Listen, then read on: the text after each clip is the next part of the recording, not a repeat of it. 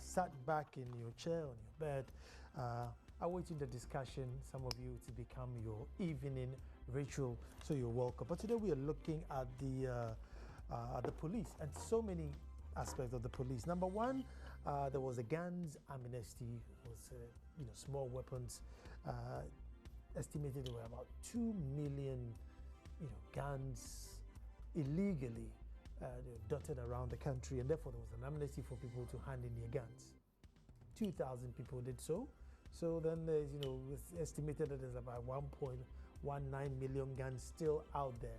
There's been a strong directive to say if you're caught with a gun that's not registered, you will be in serious trouble. I don't know what you do from here if you've missed the boat, or if you can go and say, look, I missed the deadline. Again, there's been some clashes between the MPP and the NDC, and people shooting guns, all getting excited because elections are coming. And then the IGP has issued a directive to say, look, no more stopping cars for the sake of asking them, where are your papers? And there are two schools of thoughts on this issue. Some who say, oh, then there are going to be bad drivers on the road, and there's going to be havoc on the roads. It must continue this stop and ask for papers business. And there's the others who think, oh no, forget it. Good riddance. They're only going to stop you and take 5 cities anyway, so away with that. And that's the discussions this evening. Is all going to be police, security, and road safety. My name is Nanan Sakwa Akwamwedu Masahini, and also your host. When I come back, I will introduce my guest. Don't go.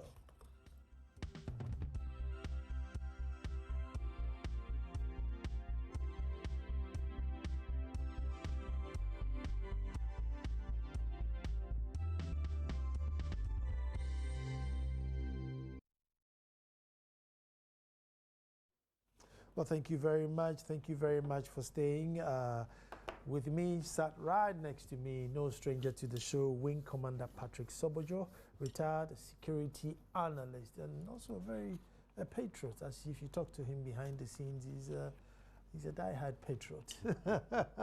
Commander, you're welcome. Thank you. And then my own brother, who was missing, but now, first I couldn't see him now.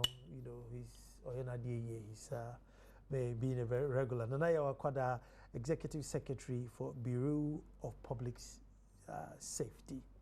Nanaya, you're welcome. Thank you. Nanaya, let me start with you. The last time we were on the show, we were talking about some shooting range in Tema, and somebody got shot for one reason or the other mysteriously. What happened? Well, I think the police are still on the issue. We have also got in touch with both the police and the family. It appears that there's going to be some closure. We're just hoping that that closure will sit well, and it will make the police service a better one. All indications points to the fact that they are on course, and we are satisfied with so far how things have gone. We are hoping that eventually, when the case is closed, there will be justice. Has it been determined if the guy was attending to nature's call, or if he was brandishing a gun somewhere? Well, I will tell you, about 2 weeks ago, 2 officers who were being held were granted bail. And so the case is still pending before court, so I'm unable to speak substantively to the issue, except to tell you that the way things have gone so far, we are confident that if no unseen hands or unseen voices work behind the scenes, there will be justice in this matter. To wait, we will get some people, behind bars, and the family will get justice. Good. I think justice is what we all, in the absence of justice, it's very, very difficult to get peace. Sometimes we all shout for peace, peace, peace, and then we forget that, one serious element of getting peace is justice. Commander, again... comment on this one? You want to... I want to make a comment on it. I believe the last time we came here, we spoke about communication between the police and the public. If you watch other countries, when things of that nature occur, It's the police who gives the public the information as to what is going on. But here, most of the time, it's treated as if maybe some amount of secret. We are not saying the police should tell us how they are conducting the investigations, but how far have we gone? It should be made public for people to know that maybe there's something in the offing. But most of the time, the police keep quiet. And I believe the press go there. My dear safehouse will not divulge anything. You know, so there might be a change in policy how to interact with the public on many of these issues. I mean, I must say that, I mean, you've just drawn my attention to it, because normally, you know, you watch CNN, you watch all these things, and they come and say, look, we've apprehended one person, we are chasing this person, and, you know, this is where we are, and any more information we get, we will let you know. Yes. But most of our policemen here, you know, have all done refresher courses and stuff abroad. So Banana, it's also the case, sorry to interrupt you this rudely, but it's also the case that usually the media dwells on the sensation, and when the sensation dies, everybody goes to bed. But outside, we have the media sometimes even assigning people on particular cases, and they will follow through to the end. But in our case, we just follow the sensation, make all the mileage we can make on the sensation, and then we go to sleep. Because I believe that if someone is at the doorstep of the police, pushing them for information, the police will be up and doing. I'll give you a good example about this directive that the media claims they intercepted. Yes. You know, because they've been on the back of the police in the last 3 days. Tomorrow, the police is holding another press briefing. They want to clarify issues. And so I think that the media, it is not for any reason that they are referred to as the fourth realm of the estate. They must be able to pursue issues to its conclusion. That's when society will really take leaps into development. But where we hinge on one issue, after a couple of days as another one, then we jump on it, that one doesn't augur well. And the police are not motivated. After all, the media has gone to bed, so let's do what we can and how we want. It's true, the media... But you see, if a pressman went to the police headquarters to find out some information about this very issue, I'm not sure they take him away. Most likely. It's not much as I agree that the media should be up and doing. The police might also offer the information for the media to intercept and then bring it out. But if they go now, they'll tell you it's on your business, get out here. And he's afraid of being arrested. It's he will classified. leave. It's classified. Have we classified too many things? Thank you. Of course. Yes, of course. We seem Just to too many. on a subject, on an issue of classified, and there was an event being held by a company very close to the President's house, who's close to Israeli embassy and is close to American embassy. And the photographer brought a drone. So as soon as he went up, he gets this call, and it's an American number that, look, the height you are is very uncomfortable for the embassy, so you need to come down. And he says, oh, I'm just photographing an event. And I said, no, you can't do that. So he puts the phone down. Then the Israeli gets another call from Israel that, look, your drone, because the drone is apparently registered. So he says, look, your drone is too close to the Israeli ambassador's house, and therefore, you haven't told us before you went up there, so you need to bring it down, otherwise we take it down. So this is all within a space of like 3 minutes calls. Wow. And nobody from Ghana, you know, called this guy. And in if any case, we're closer to the president's house than the American embassy, which is, you know, behind and usually, you know. So sometimes when they classify, and they are jumping and getting all excited. And then we let our guard loose at where it matters. Like that, you know, Commander. It becomes a bit, you know, worrying. Yeah, a bit worrying. It is worrying. You know, so maybe they have to really be up and doing. But on the next one is, Commander, this amnesty. 2 million guns supposedly up and down the country, all illegal. and then they grant the amnesty, and 2,000 people come up and say, hey, I have this under my bed, I want to register it, or I want to hand it in.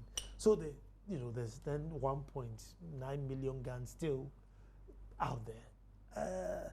Who is counting? Where are they? And why didn't they bring it, Commander? Well, this baffles me because first of all, upon what basis do they get to know that there are about 2 million unlicensed weapons in the country? How did they get that figure?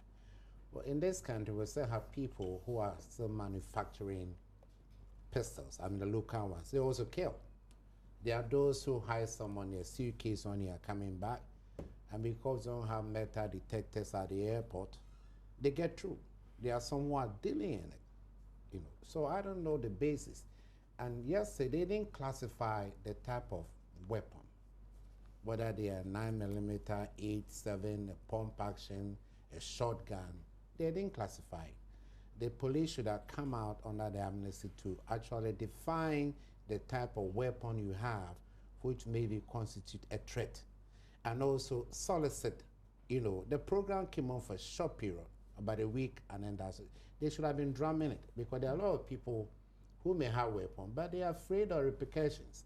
I take my weapon there. What are they going to do to me? I'm not going to ask how did I get it, who sold it to me, and that.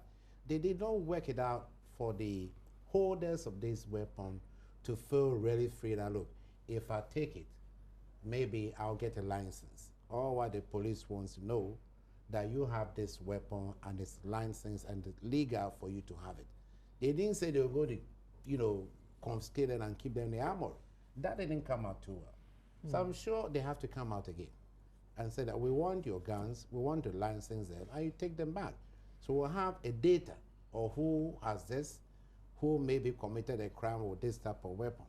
That, I believe, didn't come out too well. The information, right? Yes. I mean, you think they should extend the... They should, and they should come out on television and papers to make people who have illegal weapons are weapons which are not registered, to feel confident that I'm going to take it there and I'll go through the ritual of getting a license and it's handed back to me. That's what I'm saying. I thought that place will be silent. So people will be reluctant to take them because there are people who are selling. As I'm saying, they bring them through various means, concealed. And if you want your own personal security, what they bars you from getting something to protect yourself. But if you make the owner comfortable that, look, I'm not going to be penalized. There's the amnesty. But when they come, we're going to go through, we'll get a license, we give it back to you. In case of any use of that weapon, we can trace it where it is. I'm sure more people will come out. Then we should go back to the local manufactured ones. How are we going to monitor them? Is it good enough for the government to license these small-scale arms manufacturers on a small-scale index level so that they manufacture, they take it there, they emboss it with certain numbers before they sell them? If that is not also brought up, because they also kill, even though they are locally manufactured, if you press the trigger, it will kill. Yeah. Apparently they kill actually more than the... Yes, yes. Most of the armed robbery, that's what they use. They put the bullets inside, a trigger to hit the butt, and then the rifle goes. The bullet goes off. It's a master way to deal with the local producers of arms. Then we can find out how far we're going. No, Safety Bureau. I mean, what's causing this need for everybody to, want to own a gun? Is it for, going to cause harm, or is it from protecting ourselves? Are we hunting? Why do we need so many guns? I think you've asked a very fantastic question because whichever way I was going to go there, the need for people to possess their own guns, there's no doubt has hit the roof in the last couple of years. I'm sure we've been here. I was here with George Lowe the other day. We were discussing protection for MPs, and you see how vulnerable our society has become. I indicated to you of how about 80% of all crimes in this country go without having a conclusive investigation. 80% of all crimes in this country go without, and this is captured in the police's own document, okay? 80% of all crimes. So chances are that if you go commit a crime, there's 80% of the chance that you will not be busted, you will not be arrested. So people are so bold to commit crime, and because of that, others are also joining. It has become an industry that people are joining, and when they join, they attack the people who are well-to-do. So first of all, there is, I don't want to say a heightened security threat for private individuals, and that gives them the motivation, because they feel threatened, they want to acquire their own handheld guns, pistols, and whatever that the law permits them to have. That is one. The second aspect is this issue of, well, I think elections occur once in every 4 years. Yes. But still, there are people, I have at least spoken to 2 people this year who have acquired pump action guns, and their excuse for acquiring it is that on December 7th they want to secure their homes, because there are rogue citizens, you know, just like everywhere. There are rogue citizens who, at the least spark of communal violence, they know where to go.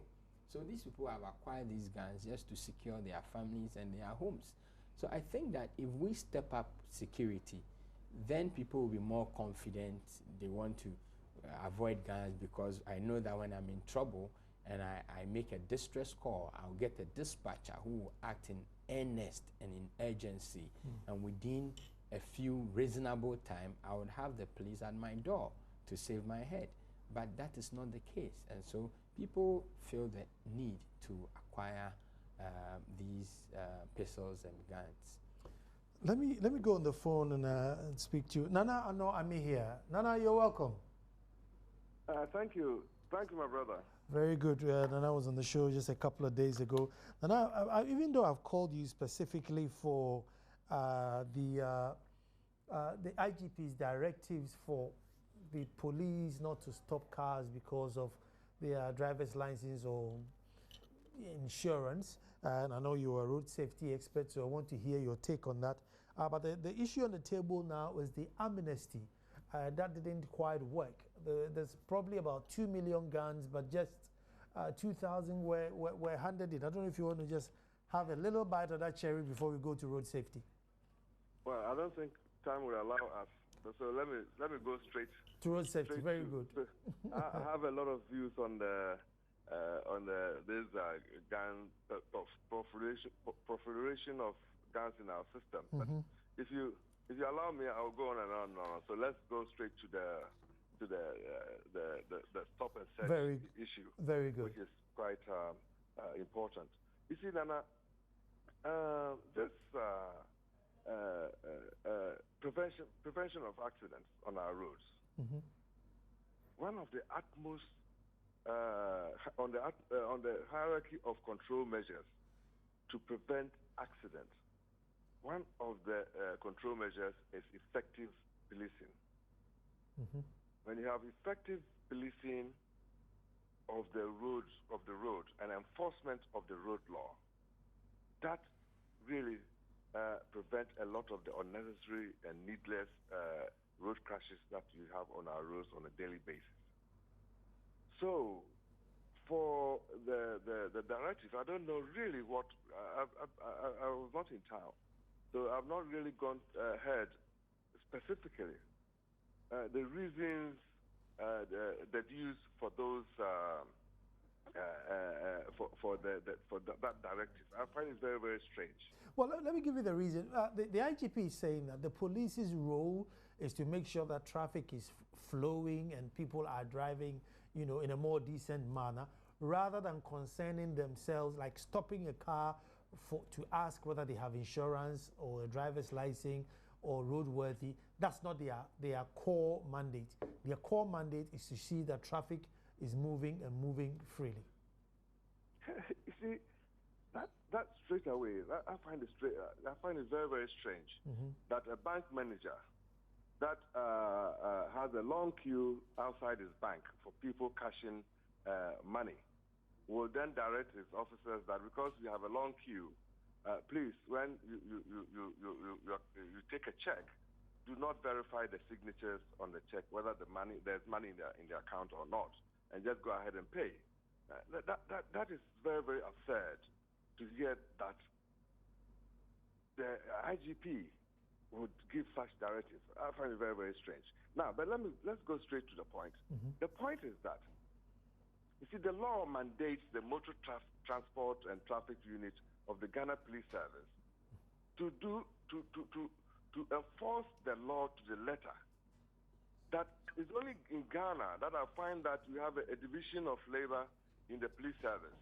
Elsewhere, a police officer, a constable or an inspector or whatever rank, can stop and stop an offender of the road law at any time and deal with that offender.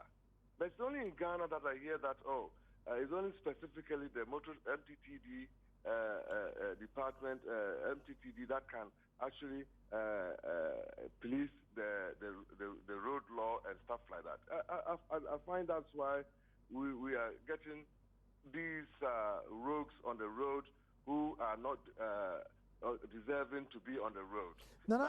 Nana, hold on, because I have two guests in the studio. I have Nana Yawakoda, who's Executive Secretary for Bureau of Public Safety, and I also have Wing Commander Patrick Sobojo, who's a security analyst. So I want you to stay there. I've gotten your position. Nana, let me bring you in here. What's your position on this? Fantastic. Just before then, sorry, Nana, no, greetings to you. I think he's a fantastic guy. He was in a conference the other day. Wing Commander made a statement earlier, and I think we must clarify that because your platform is huge. On the metal detectors sometimes being absent at the airport. This statement is not, I think it's not a fact. I know that it's not a fact. They have metal detectors. Yes, they have. Yes, both at the international and the domestic session. You know, we did some work there, and it has other consequences if it is the case for Ghana's aviation industry. So I think it's important I make that correction. And then also, for this directive by the IGP, we had a tough time this afternoon, you know, for the Bureau taking a position on that.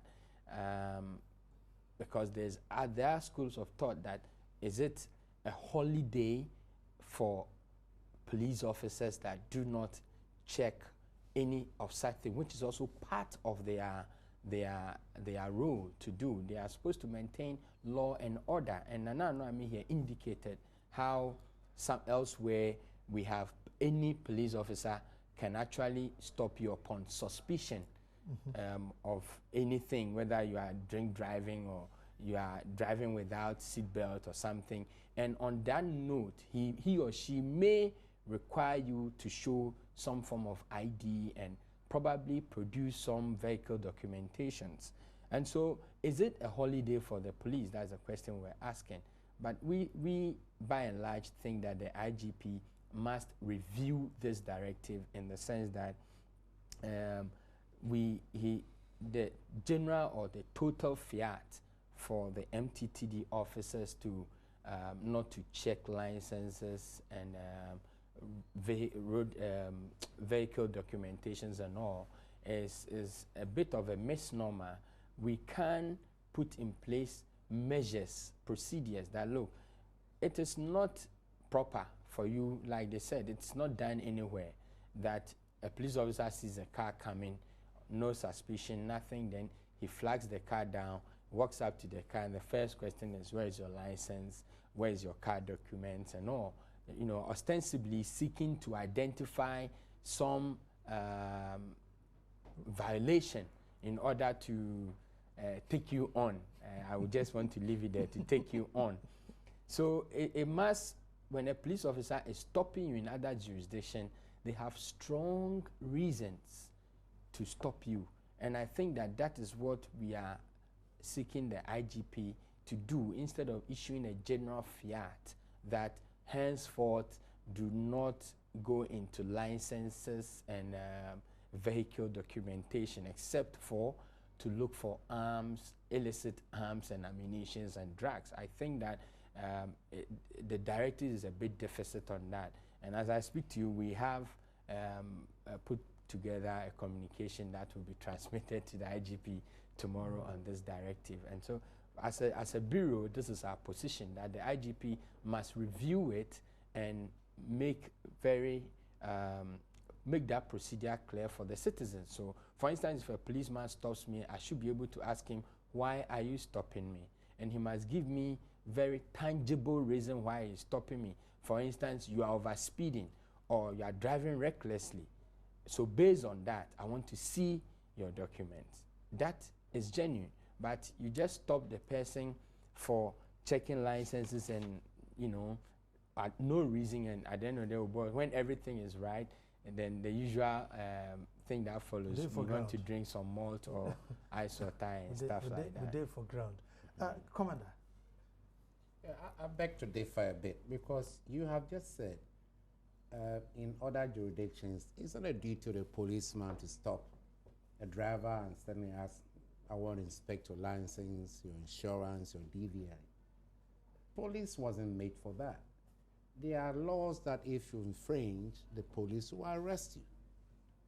I mean, specific as that. Might just agree that there may be a lot of unlicensed drivers here who may more or less bring back carnage on our roads. But I can assure there are licensed drivers who are causing the same issue. So it's not only unlicensed. The discipline of driving is going down. We might find a way of curbing it, because the policeman has a lot to do. He must have a strong suspicion or information that this guy coming maybe has this or is doing this, and for a form of identity. Because most jurisdictions, they will not ask you for your driving license. They ask you for your ID to see who are you. You know, but here your driving license is taken as a form of ID. So therefore, the increase of stopping and checking has become a policing institution. And we're also aware that a lot of times when they stop to ask for people who are maybe culpable about this issue, it's something that they are demanding. I hope the police is not saying we're indicting them, but 80%, they pull a taxi driver, they pull a trotro driver, and before he even stops, he's put something in the palm to give him. Because what is a policeman going to check for him? I want to see your license. He does his duty. He's got some other jobs to do. Therefore, if we want the IGP, excuse me, to look at it again, I have a feeling that what is said, maybe the mode, I don't know, that's the mode you didn't like, or maybe there should have been some more discussion on the issue. But you have more duty for the police to do, but just stop people to check licenses. Like I said, there are people who have ABC license who are driving carelessly. They are killing people on the road. Where does it get to?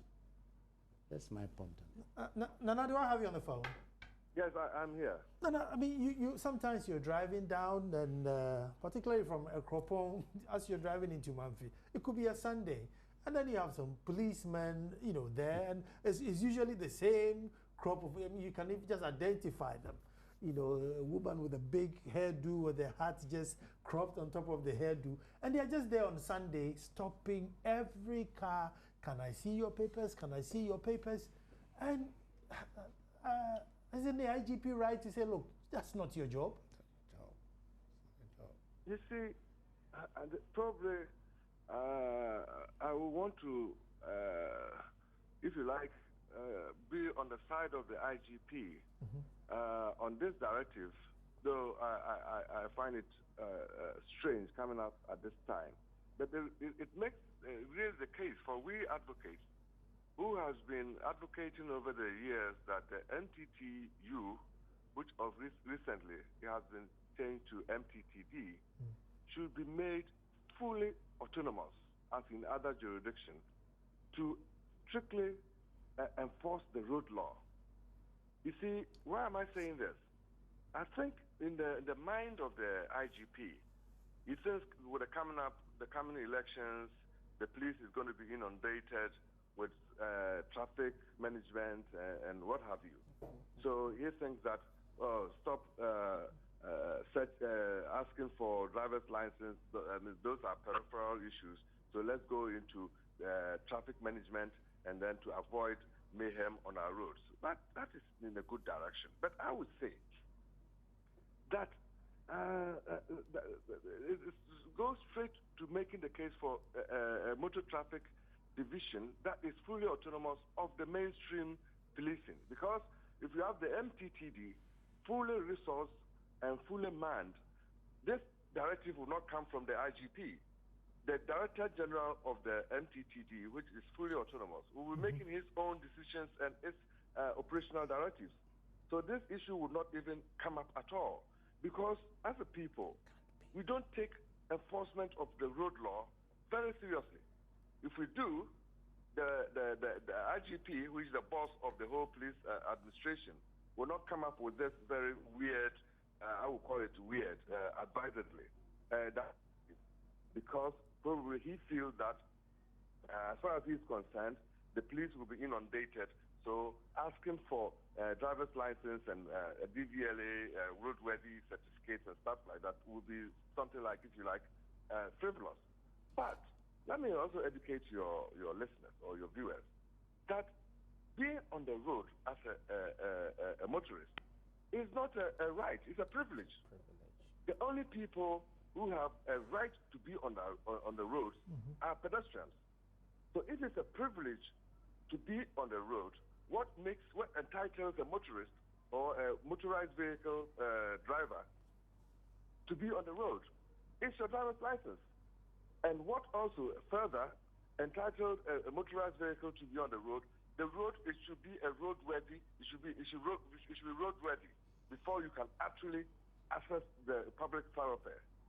So if you take away that, the police officer cannot check that whether you have a right or you are to be on the road, and what entitles a motorist to have the right to be on the road is a driver's license. So if you say that, look, because we are inundated with administration or police administration and what have you, so we are not going to waive, as my brother Fando nicely put it, that they're giving them a holiday. I've never heard it anywhere that the police administration can come up and say that I'm going to give a holiday for a certain set of people that I will look on when they can commit the offense. So I will waive the right of the police officer enforcing the law. Very good. Nana, hold on. Let me bring Commander in here, because Commander was disagreeing. I certainly disagree with Nana. There's no country where you have parallel structures. Yes. IGP is an IGP. Yeah. I don't mind the MTTU being semi-autonomous, but there must be the couple, and the couple is right in giving instructions. We have the CID, they are quasi-autonomous, but the IGP. IGP reports to the Minister of Interior. I mean, that's the way a service should work. But for them to come out, or the IGP being wrong in saying that, no, sir, I disagree with it. There must be the couple who should have. But the question is that, I know Nana, and I know he's stayed overseas for a while. The question is that wherever jurisdiction he's been, is it the duty for the normal police to stop you and ask you for your license? Or insurance. It doesn't happen on your insurance. If you get into trouble, then they will ask you. But the question is that we don't have a database. Now, I want to find out whether it's you or him, what's the relation between the MTTU and a DVLA? Or if I'm driving and I saw a car driving ahead of me carelessly, and I used my mobile phone to call and said, this is the number of the car plate. This is what the person is doing. How long is it going to take them to find who owned the car, who was driving it? We lack that issue. Therefore, the police may go manually to DVLA to find out whose car is that, who owns it. We're now going to find out whether he authorized a Sick to drive it. Without this data, it's difficult. So the country will have to look at it again. So many years we've been talking about getting a database on citizens. We haven't done it. If we have done it, it's very easy for someone to phone and say, this and that happened. And the police will get it immediately. Within a matter of seconds or an hour, they know who is the culprit, but we don't have it. Like I said, go back and say a lot of licensed drivers are also causing carnage, But the laws are there for police to enforce. If you cross the barrier, they will get you. But you don't preempt him by asking him, where is your license? And then you say if your traffic light is off, yes, that's an offense. If your one light is not going, it's an offense. But the car is driving in daylight, are you going to stop there and say, put on your lights, let me check your lights? No, sir. Yeah. Yeah, and I think we must try to situate situations in proper context. That while I think that the IGP needs to review his message or wireless message or his directive, we must understand that this message was intercepted. It was originally supposed to be for internal consumption. If it has not been leaked, we'll probably go through to next year without even knowing that indeed the police are not checking these things. But now that it is public, it has its own consequences. There is that 17-year-old whose father or mother has those number of fleets, and he can jump on any one of them, get on the road, and become a nuisance. They're not going to stop me. Nobody's going to stop me. If you stop me and ask me... But I think the police see you driving erratically.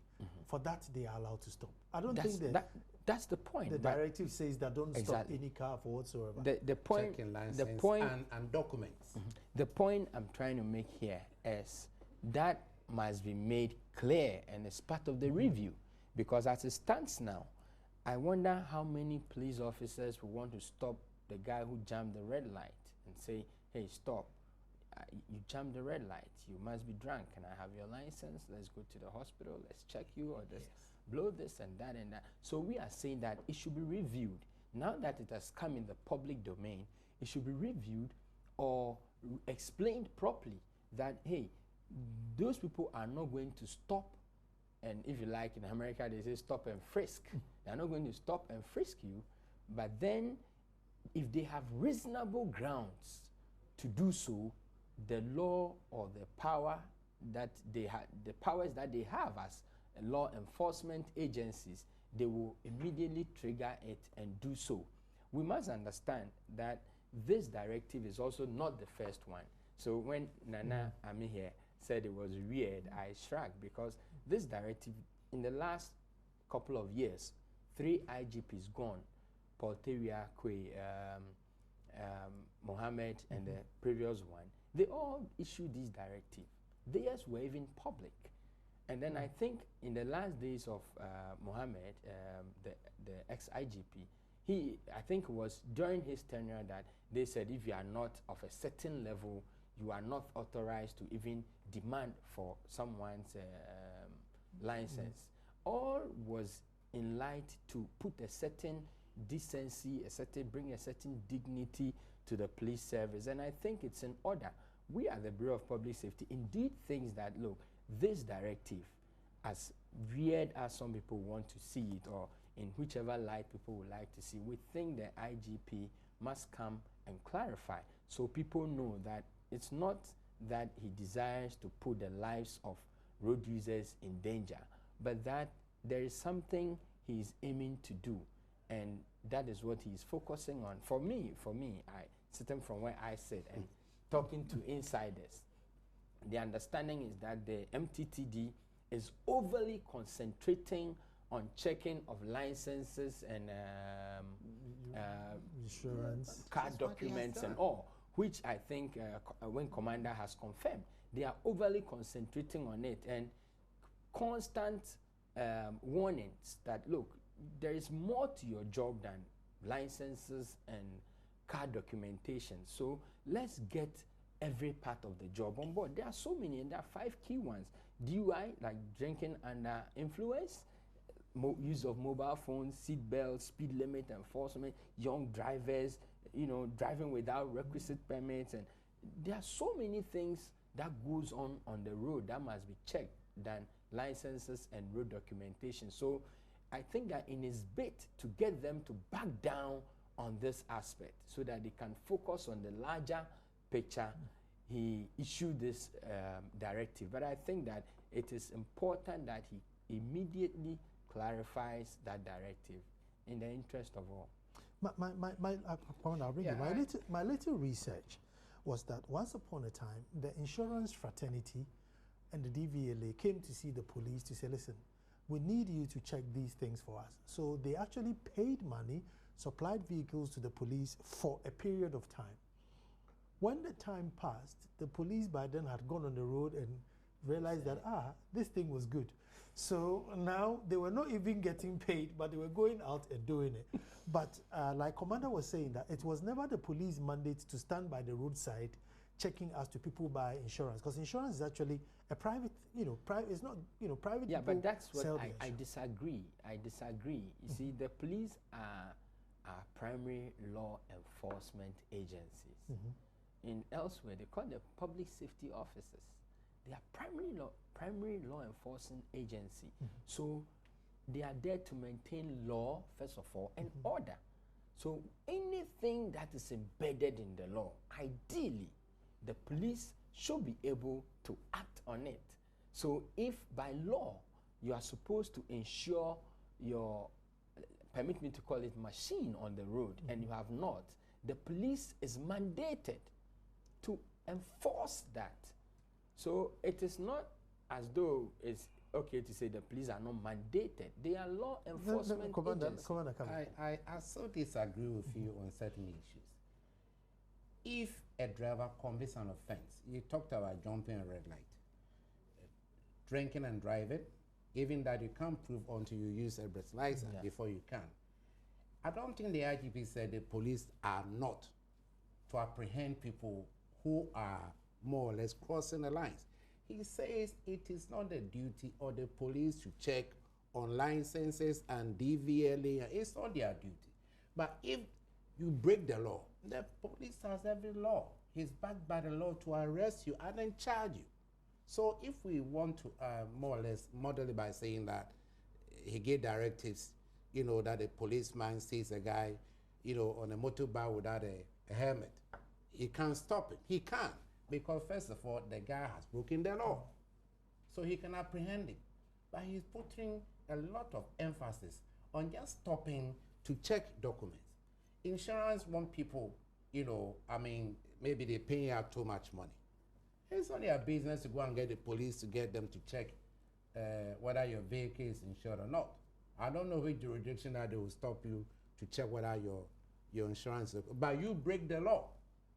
And then all these things are going to come in. If your vehicle doesn't have a roadworthy, your insurance is okay, your license. But you don't stop people to check on these things. I think essentially it is not. Have I got Nana, are you there? Page. I'm here. Nana, let me give you a last word before I take a break. Okay.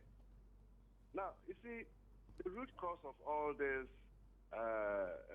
gamut of directives that Nana Kwando talked about, previous IGPs and all, it comes down to the lack of electronic database by the DVLA and the DVLA, which is supposed to actually have a full database on the ownership of the only about 2 million motorized vehicles that we have on our roads.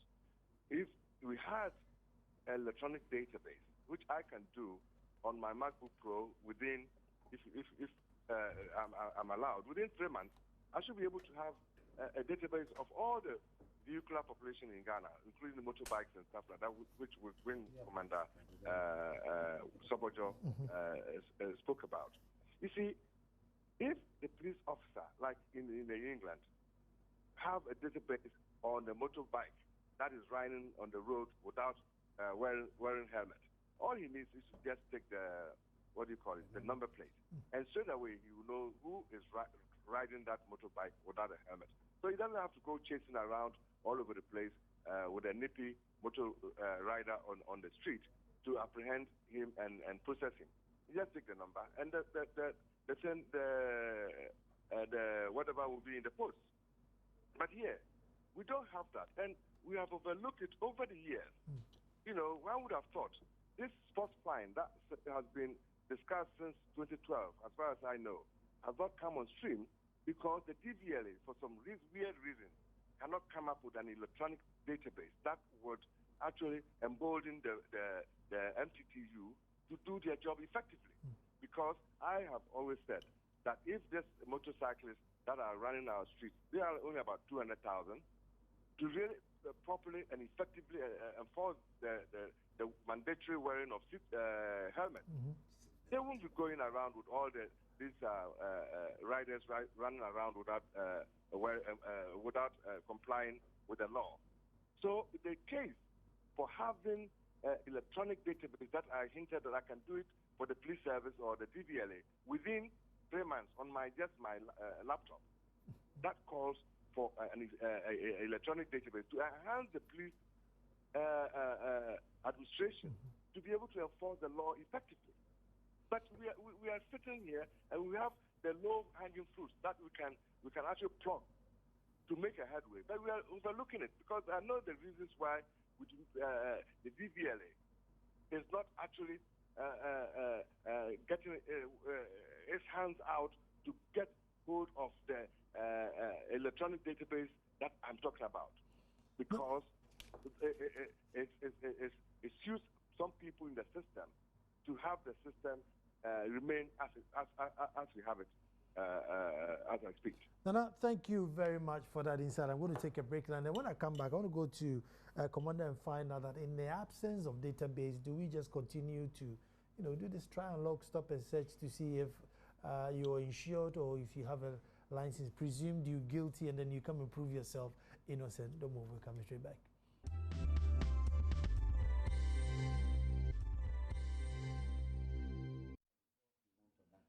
Well, the debates are still going on, and it's quite interesting. And I'm just going to come to Commander to find out, Commander, in the absence of a database, which for one reason or the other, we have refused to get a centralized database, do we just continue the traditional, let me stop you, you're guilty, now you prove yourself innocent? Well, I think there's another aspect of what is going on, because the discipline of the people on the street driving or most probably walking by.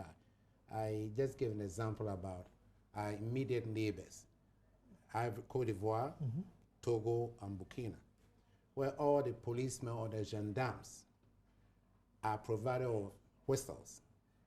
And upon infringing or about to, they whistle at you, the driver, and you are bound to stop. At the whistle? Yes, at the whistle, you can't move after the wheel, you are bound to stop. Then he comes and he can now ask you for all your documents. But I'm against the ad hoc system of stopping anybody else on a roadside crowd to Adam, my hometown, or to Kumasi, hiding behind some neem tree somewhere.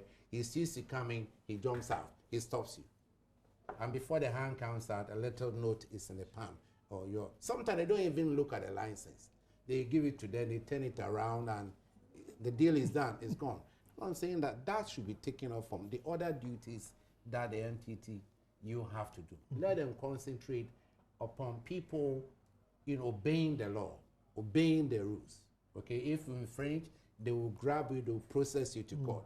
But the incessant stopping and asking for, and sometimes about 8 of them standing by on one side of the road, at the other side another 8, and all what they are interested is your license. And the driver knows exactly.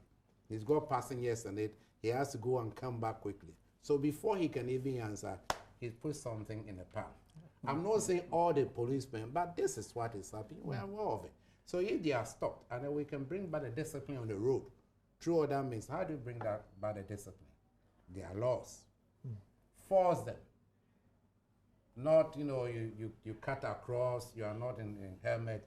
Charlie, I'm going to process. Oh, Papa, all right, next time, don't do it, you go. Or a motor rider will chase you. When it comes, it's the same cartel. This is spoiling the duties of the police or the MTTU.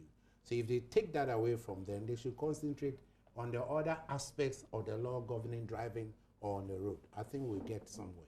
Nana, whatever. I mean, if this stop and search really works, I mean, some of these charcoal-laden cars that get to Accra, I mean, you drive on the road and you meet like 3 stops, and you wonder, so how did the barriers? How did this car come through all this and get to Accra? I mean, loaded to the hill. So I don't know if they stop and check such thing. Well, I think the Bureau appears so far to be more like lone rangers, because we are the only ones who appear to see, well, not the only ones, that's wrong. The only institution, yes, right. We appear that the police must review this directive, because there are people hands down that no, this is not good, a good one, like Nana said, and when Commander here says that, look, it is just the best for our system, I think we must drive home the point and make it clear that there are consequences that comes along with this decision to, as it were, let me call it, disempower officers from stopping and inspecting documents, licenses inclusive. What we have sought to say is that the blanket, the fiat blanket that when you are driving, the police officer just comes out and stops you and takes, say, I want your license. It's okay to be cancelled, absolutely suspended. But the police officer in the United States, if a police officer stops you, the moment he approaches you, if he's suspicious of you, he's going to ask you to step out. Otherwise, when he approaches you, he greets you and tells you why he has stopped you. So he tells you why he has stopped you, and then he goes ahead to ask further questions, if it's your insurance or licenses, and that they do ask too. So what we are saying is that that point must be established that the police officer can stop you, but only on reasonable grounds. That when he approaches my car, if he doesn't order me out of the car for safety purposes, and he's able to approach me in the car, I should be able to ask him, officer, why did you stop me? And he must give me reasonable grounds that this is the reason I stopped you. I stopped you for overspeeding. I stopped you for reckless driving. I stopped you for XYZ. And then he's unable to tell me that I have stopped you because of this. He should not proceed to ask me for my license. You understand? As it stands now, there's a possibility that tonight, if my car is snatched and whoever doesn't jump a red light, doesn't drive recklessly, he can drive out of this country. Well, because you know how our system of even reporting is like. Yeah, but if you go on that way, then it means they have to just stop everybody and say, look, have you driven? I'm going to check you out. No, that's not what I mean. If I cross a red light, the police officer stops me, says, no, but you're saying that if you haven't done anything, the police won't stop you. So if the person driving, let me bring Commander in. Absolutely. I also disagree with you. In the United States, when the officer stops you, the first thing they ask you ID. Then after you show him your ID, he will tell you why he stopped you. If you overspeeding, you show the meter to you that you went past the speed limit, and maybe give you a ticket or your points. When they stop you, I nearly got to become a victim. I was stopped once, and he asked for ID. I rolled my ID, and I didn't have my ID in my pocket. I was going to go to the glove compartment to pick it. He drew a pistol on me. Yeah. And said, stop, son. So he said, step out. I said, who are you? I said, well, I'm with the U.S. Air Force, your ID. I fringed both IDs to them. And he said, never do it again. Because I'm just going to pick my ID from the go compartment. He drew his pistol. Of course, if you look at the recent shootings, it amounts to that. But the first thing they ask you is your ID. Step out of the car. Put your hands on the car. Open your legs. Now, I stopped you because of these reasons. You know, you wouldn't even get a chance to ask him, why did you stop me? He will tell you what you've done wrong. Or most of the time, you yourself know that I've committed the offense. You know, so maybe you can, but don't make a mistake to try and give him money. That will be a second offense. Doesn't happen. What we're saying that, or what I'm saying is that I'm not saying that the police should not stop you when infringing upon the law. But I'm trying to say that stopping to check documents is not the business of the police. If you don't have an insurance policy, you don't have DVLA, they are all bookable issues. You could be processed, not under one law. But let the person go across it. Your insurance is expired. It's an offense. Your DVLA is expired. It's an offense. You know, but this general blanket thing that anyone can stop anything and go and check. Are the police employed by the state insurance agencies? No, they are not. They are not appendages of DVLA.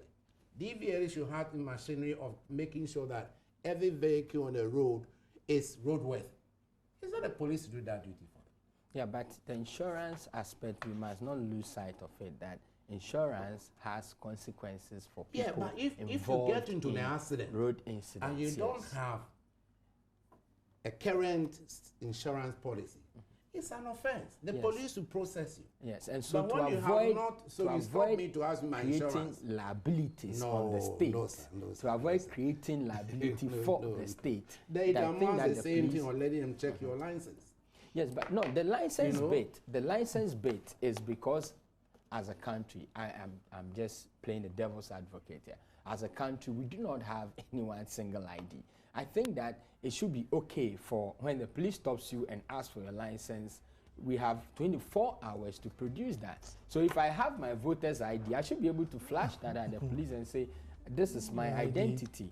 I am of age, this is where I live, and if you want my license, I can produce my license. But this one Anami here was saying, if you flash that one to the police officer, he makes that small notepad, he makes, you know, and maybe he just says it's on the radio. Thank you very much, gentlemen. That's all time will allow us, but it's been interesting. Commander, thank you so much. And Ayakwada, thank you so much. But Tanti's Fashion is the one that supplies my shirts. And Tanti's, you can reach them on 024 366 201. 024 366 2001. Give Tanti's Fashion a call. Get yourself.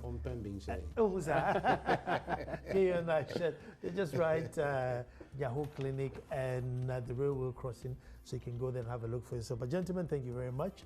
Tomorrow we're back to do this all over again. But whatever it is, drive safely on the roads. Thank you. Leave time to do this quick. The issue with it, you know.